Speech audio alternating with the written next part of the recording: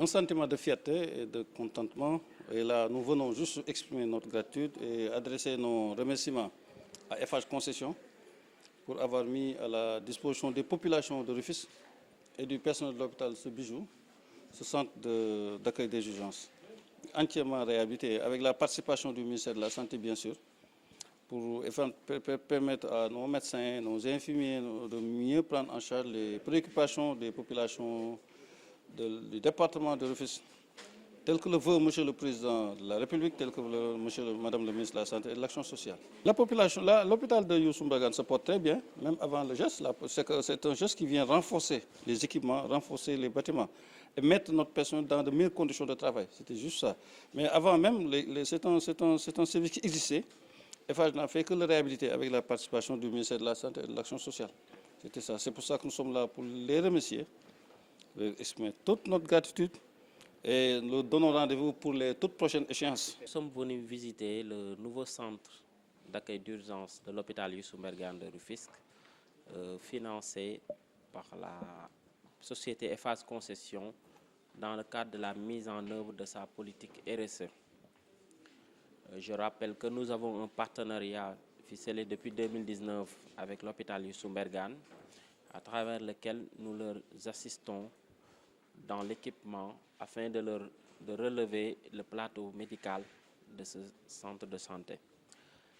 Depuis 2019, nous avons investi plus de 88 millions pour les accompagner dans l'acquisition d'équipements d'anesthésie pour le bloc opératoire.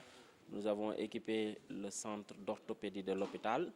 Nous avons également réhabilité la voirie de l'hôpital et 2 salles d'hospitalisation ont été équipées par la société dans le passé pendant la phase de la Covid-19.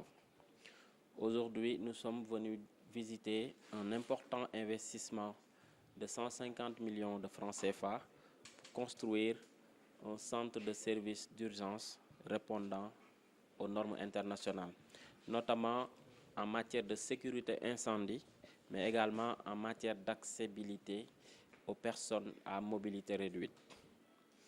Donc, c'est un centre qui a une capacité globale de 25 lits, qui est équipé aux standards médicaux en la matière pour permettre la prise en charge des sinistrés des accidents de l'autoroute, des femmes enceintes et de manière globale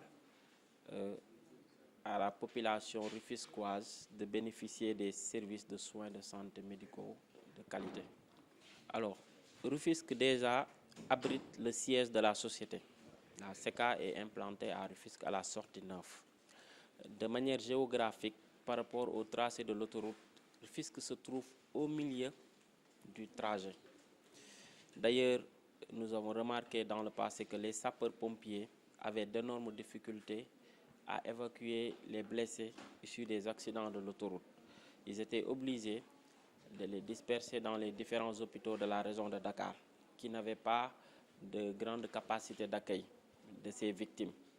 Nous avons choisi Rufisque de par sa position géographique stratégique pour permettre, lorsqu'un accident avec plusieurs blessés graves se produise, que les sapeurs puissent évacuer d'un seul coup les sinistrés afin de leur permettre de bénéficier des meilleurs soins médicaux.